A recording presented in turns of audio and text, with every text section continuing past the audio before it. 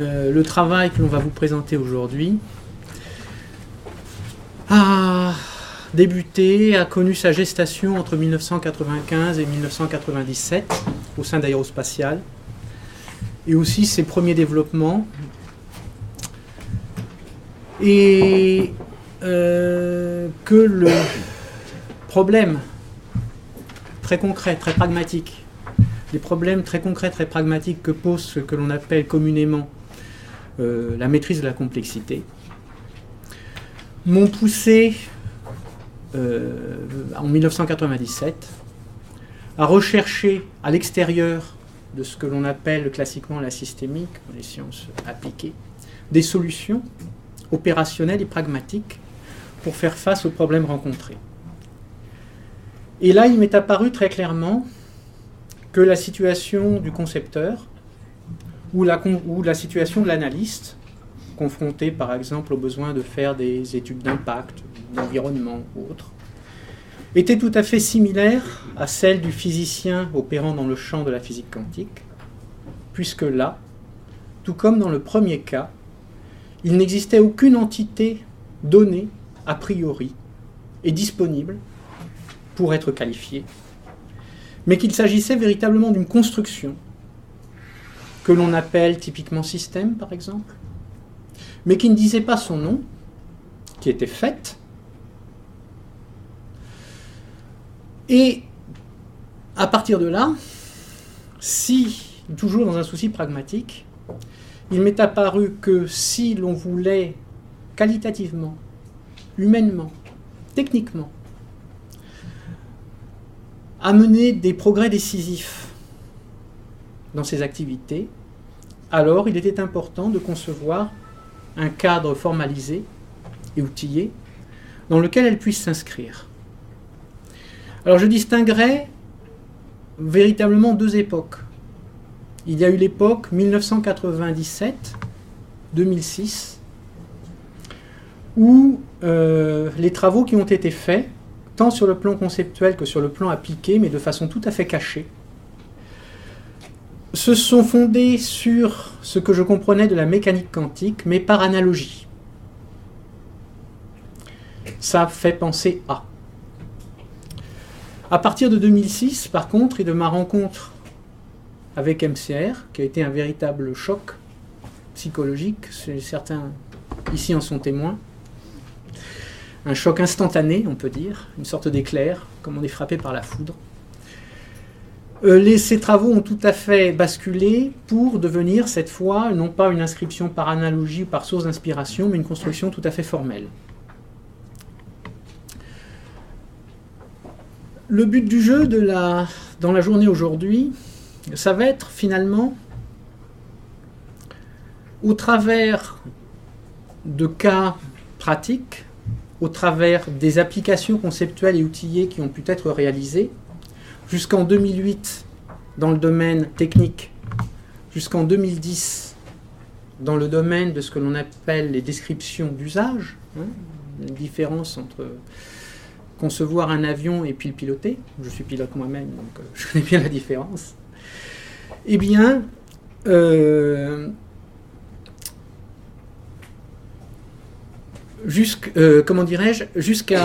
à travers ces exemples d'application, nous allons essayer de vous suggérer, non de vous expliquer, mais d'évoquer simplement la construction qui est aujourd'hui dénommée systémique relativisée et qui est sous-jacente. La particularité de ces développements, c'est que les applications conceptuelles et outillées, qui sont la seule façon d'utiliser la systémique relativisée, la systémique en relativisée en tant que telle est inutilisable. Il faut qu'elle soit déclinée dans un domaine particulier, tel que l'ingénierie système, tel que les études de risque et de danger, tel que le knowledge management, par exemple, pour qu'elle porte ses fruits. Il s'agit donc d'une construction aride, formelle, et difficilement communicable en peu de temps. Au travers, par contre, des applications, des exemples, nous ferons toujours référence à cette construction sous-jacente, de façon à ce que vous puissiez en saisir les mécanismes. Notre but, finalement, est double. Il est d'une part de vous faire comprendre la systémique relativisée, ou de la faire pressentir, vous faire sentir un petit peu ses racines, et d'autre part de vous montrer aussi que pragmatiquement, techniquement, humainement, tous les développements qui ont été faits sur ce fondement ont été des succès, même s'ils ont été des succès cachés. Pour cela, on va commencer par une très rapide évocation des domaines d'application dans lesquels ces travaux ont été déclinés. Et puis, on basculera dans une deuxième logique où l'on va avoir à cœur, en quelque sorte, de vous montrer un petit peu la mécanique sous-jacente afin de rassurer, en quelque sorte, sur la faisabilité et sur l'applicabilité de concepts qui peuvent paraître très théoriques, très éthérés, avant, dans un troisième temps, au travers de témoignages de praticiens, qui, il faut le souligner, continuent à s'investir aujourd'hui au travers de l'association dans ces travaux, vont pouvoir rendre compte de leur ressenti personnel, de ce qu'ils ont pu constater dans leur pratique, et ainsi étayer ce point qui nous tient à cœur, c'est-à-dire l'utilisation pratique, pragmatique de toutes ces méthodes.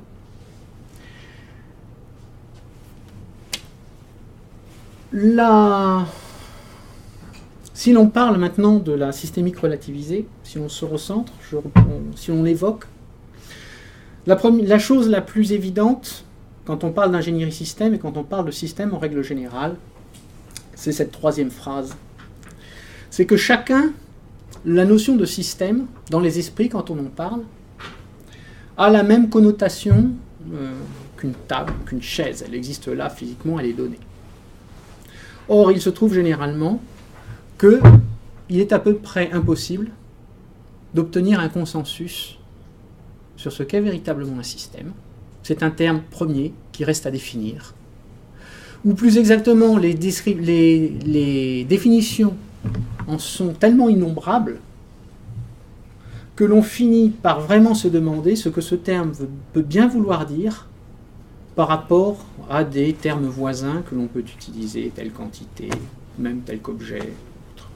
Mais souvent, quand il s'agit de faire, quand il s'agit de mettre en œuvre pragmatiquement, faute justement de consensus, on retombe sur des descriptions, sur des conceptions très classiques et très physiques de la notion de système, que l'on délimite par un sous-ensemble matériel.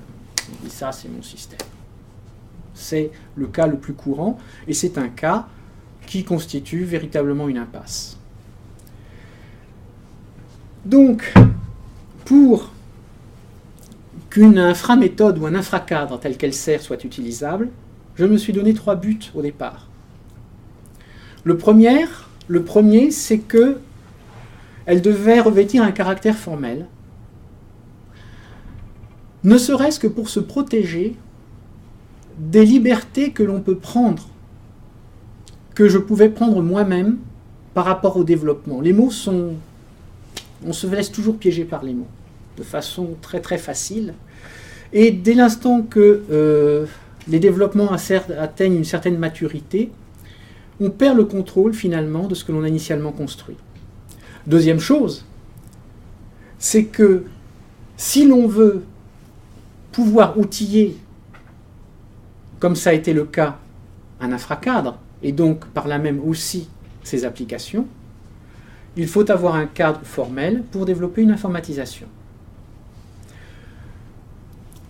L'objectif de la systémique relativisée, c'est bien de maîtriser les processus de constitution d'entités physiques, qu'il s'agisse de projets, qu'il s'agisse de description, d'analyse, de quelque chose qui est donné comme un préexistant, tout en rendant compte de la multitude des points de vue qui y sont impliqués. Par rapport à ce qu'a évoqué Miwara tout à l'heure, cette ambition a généré 3 grandes questions fondamentales. Comment, à partir d'un fondement essentiellement opératoire, fondamentalement opératoire, dynamique, où les valeurs sont l'expression de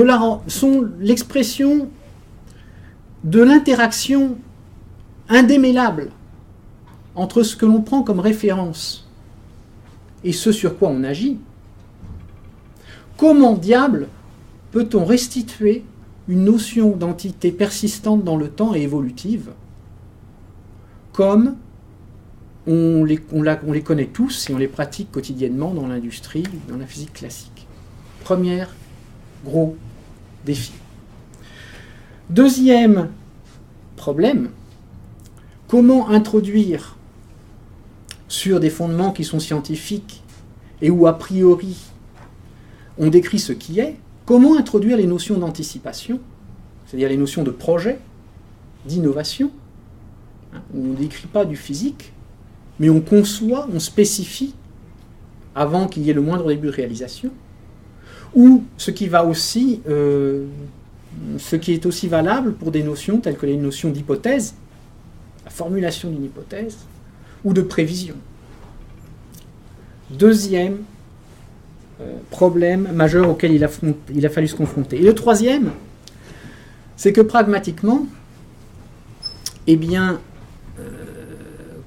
quand on conduit sa voiture ou quand on conduit un avion, on n'est pas en train de le conduire avec un appareil de mesure standardisé qui normalise la qualification de ce que l'on a sous la main, de ce que l'on utilise. Comment donc construire des descriptions consensuelles de ce qu'en ingénierie système on a appelé les usages, et de façon plus large des descriptions psychobiologiques, c'est-à-dire où l'homme est l'instrument de mesure. Les relations consensuelles que l'on fait entre d'un côté les descriptions technico-scientifiques et d'un autre côté ces descriptions d'usage. Quand je mets mon doigt dans la vitre, par exemple, je monte ma vitre, à partir de quel moment j'ai mal et comment qualifier l'intensité de ma douleur? Comment vais-je lier ça à la mesure d'un effort de 100 newtons en un certain point de la vitre? Et quelle est la nature de cette relation qui, dans bien des cas, est normalisée? Donc ça, ce sont les problèmes spécifiques qui ont été traités, qui sont traités de façon tout à fait générale au niveau de la systémique relativisée. Bien sûr, troisième critère qui vient de mes origines, le problème de l'efficacité opérationnelle. Il va sans dire que dans l'industrie, en règle générale, avoir de beaux concepts, c'est bien, des ambitions, c'est bien, mais si concrètement, on ne peut pas démontrer la valeur ajoutée produite, ça ne présente pas grand intérêt. Donc, le premier point, comment, à partir de traces dispersées dans le temps et dans l'espace, tout à fait diverses, revient-on à la notion d'entité persistante et évolutive? Ceci, je l'ai déjà évoqué. Je dirais simplement aussi, j'ajouterai simplement par rapport à ce que je viens de dire, que une innovation, notamment une innovation, est autant le fruit de ce que l'on veut que de ce que l'on craint. Il était donc tout naturel, dans le cadre formel que constitue la systémique relativisée, qu'il y ait un lieu conceptuel et une façon de faire totalement intégrée pour loger tout ce qui relève des études de danger et de fiabilité. Et cela, c'est Vincent Brinjon qui vous en parlera un peu plus tard dans la journée. Le fait que RS soit une méthode, un infracadre formel, fait que les applications conceptuelles qui en sont faites ne sont pas seulement faites par analogie, mais elles sont faites par spécialisation formelle elles aussi. C'est-à-dire que derrière RS, derrière la construction formelle au sens fort du terme, il y a un métamodèle, un langage, qui le reprend terme pour terme, et dans chaque application spécialisée qui en découle, que ce soit l'ingénierie système, que ce soit la SDF, que ce soit le knowledge management, les métamodèles spécifiques à ces différentes applications sont explicitement spécialisés, les spécialisations sont spécialement dérivées du cœur, ce qu'on appelait autrefois ISR Core, maintenant qui est dans SR. Bien.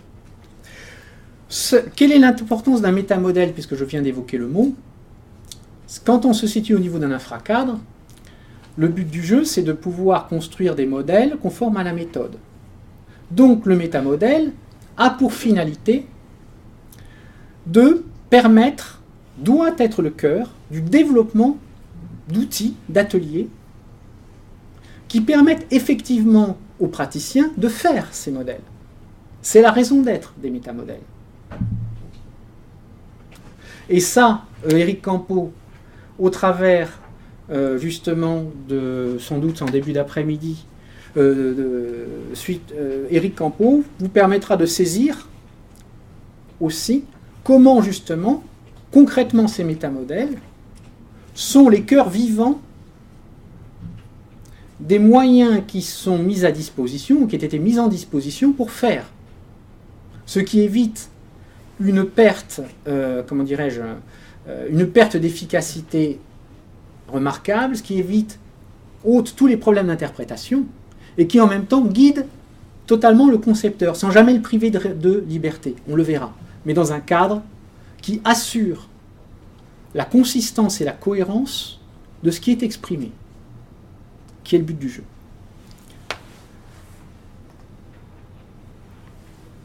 Pour revoir un petit peu la génétique, si on se situe dans la génétique, la méthode de conceptualisation relativisée est le cadre dans lequel s'inscrit formellement la systémique, si ce n'est que pour pouvoir outiller, il a fallu passer d'une logique classique exprimée avec des mots à une logique, à une formalisation permettant le développement d'outils. De ce cœur sont issus finalement deux pour le moment, on pourrait avoir tout ce que l'on veut, deux spécialisations. L'une, l'ingénierie système, une ingénierie système systématiquement relativisée, qui a été prototypée jusqu'en 2008-2010, et puis ce qu'on appelle une gestion des connaissances, et en règle générale, ça recouvre toute une série de domaines, le PLM, Product Life Management, etc., dont va vous parler Fabrice Fleuchet cet après-midi, ça fait 2 ans à peu près, 3 ans que aussi ça s'est arrêté. Donc voilà, grosso modo, la carte génétique de ce que l'on va vous présenter aujourd'hui. Et donc c'est au travers essentiellement de ces deux spécialisations de RS que nous allons pouvoir évoquer la structure sous-jacente de cet infracadre.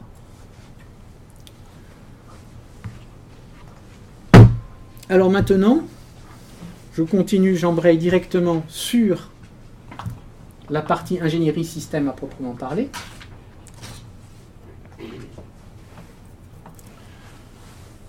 Qui se resituée dans son contexte.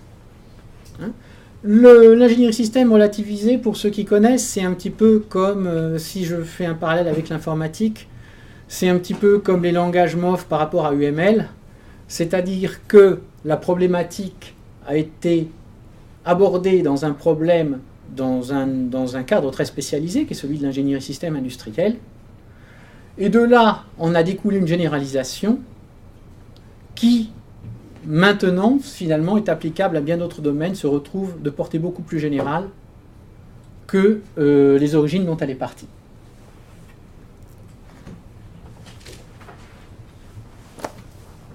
Là, j'ai fait une citation simplement pour évoquer le désarroi initial dans lequel j'étais personnellement plongé au début de ma carrière, face à la multitude des termes utilisés tels que fonction, tels que système, ou des flots de mots divers et variés viennent derrière des termes pour tenter de leur donner une consistance, et que l'on essaye de structurer à travers des outils, sans savoir exactement ce que l'on sait, ce que l'on fait, sans savoir exactement de quoi il s'agit. Chacun l'interprète à sa façon et dans des contextes différents. Et c'est le point de départ, c'est l'insatisfaction face à cette situation qui est le point de départ de ces travaux. L'ingénierie système relativisée, de quoi traite-t-elle ? Elle traite du problème de la constitution des entités physiques au sens véritablement de la génération en tant qu'entité, au sens MCR véritablement, de la génération d'entités physiques persistantes et évolutives, de deux points de vue. Celui des perceptions humaines et celui de leur conception technique. Puisque, in fine, notamment quand on fait des voitures, il faut que la voiture, elle plaise. Et le fait qu'elle plaise à un utilisateur, ce n'est pas une question technique en tant que telle. Et pourtant, on pose que c'est la même entité physique. Il s'agit dans les deux cas de description physique. Ma voiture, quand je la prends, j'ai bien l'impression d'avoir affaire à une entité matérielle, pas une idée de mon esprit.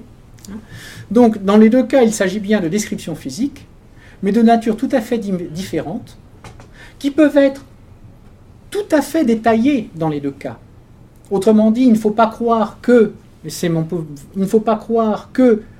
la description des usages est une sorte d'abstraction qui flotte dans l'espace, faite à partir de descriptions techniques, comme on a très souvent tendance à le faire. Deuxième caractéristique de l'ingénierie système, c'est qu'elle a normé, ce qui n'est pas dans RS, qui est de portée plus générale, elle a normé des niveaux de conceptualisation qui permettent de passer de mesures, de descriptions transférées au sens MCR, des mesures sur un banc de test, à la sémantique de l'information qui est ainsi transmise selon différents points de vue, un ou plusieurs points de vue. Le troisième, tout ce qui est découlé de tout cela, c'est que dans l'ingénierie système relativisée, les notions de système deviennent formellement définies, tout à fait formellement définies. Et aussi les niveaux de complexité qui, dans le cas, se mesurent. La complexité ne devient plus un terme seulement qualitatif, mais quelque chose qui peut être quantifié en fonction justement des différents enjeux qui président à la conception d'un système. Et cet aspect-là est tout à fait fondamental au niveau des tests, puisque le but du jeu, au travers de ces constructions, c'est d'avoir véritablement un lien formel entre les modèles qui expriment ce que l'on veut ou ce que l'on observe, la façon dont on organise finalement le réel physique à partir du point de vue que l'on adopte, et puis les tests qui sont faits pour vérifier la conformité du réalisé ou de ce vers quoi pointe l'hypothèse par rapport à ces modèles. J'ajouterai au passage que cet aspect-là a fait l'objet d'un projet en 2007-2008 qui avait été labellisé par le pôle de véhicules du futur, et nous avions obtenu 1 million d'euros de subvention pour le prouver. Bon, malheureusement, pour d'autres raisons, ça n'a pas pu être mené à bien, mais c'est quelque chose qui est véritablement, qui est au cœur des finalités finalement de l'ingénierie système, être capable de toucher du doigt ce que l'on veut et vérifier la conformité du réalisé au but ou aux hypothèses. Que touche, d'un point de vue industriel, qu'a touché l'ingénierie système relativisée? Eh bien, en fait, c'est toute la chaîne, au travers de modèles formels, c'est toute la chaîne, depuis les analyses préliminaires jusqu'à l'intégration. Tout ce qui est, tout au long de cette intégration, tout ce qui est vérification technique, tout ce qui est test technique, en même temps que validation d'usage. Quand je mets validation, ça fait référence aux usages, et non pas cette fois-là à l'aspect technique, que ce soit l'utilisateur final, mais que ce soit aussi le technicien chargé de la maintenance qui doit voir si quelque chose est démontable, par exemple. Bon. Donc, le principe, c'est que ces modèles servent à construire intersubjectivement le projet. Ils peuvent être simulés. Autrement dit, on peut avoir une restitution dynamique de ce qui est ainsi pensé. Et ce même référentiel est utilisé pour évaluer la conformité du réalisé par rapport à l'attendu. Ce qui est très important de dire aussi, c'est que l'outillage n'est pas dépendant de la méthode. Il existe plusieurs niveaux d'application de la méthode qui partent, comme on le verra cet après-midi, depuis simplement des consignes claires de rédaction de spécifications faites de façon tout à fait traditionnelle, jusqu'à ces modèles formels tout à fait complets, qui sont l'expression la plus avancée. Le principe est de ne pas courir après un moustique avec un char d'assaut, c'est pas la peine. Donc toujours dans un souci de pragmatisme, dimensionner les moyens mis à la disposition des praticiens aux enjeux de ce qu'ils ont à faire. Ce qui a rendu possible la génétique, cette génétique-là, c'est parce que la description, le développement du cadre formel de l'ingénierie de RS a nécessité l'introduction formelle de la notion de description d'entité psychique. Et à partir du moment où cette insertion s'est faite, alors il a été possible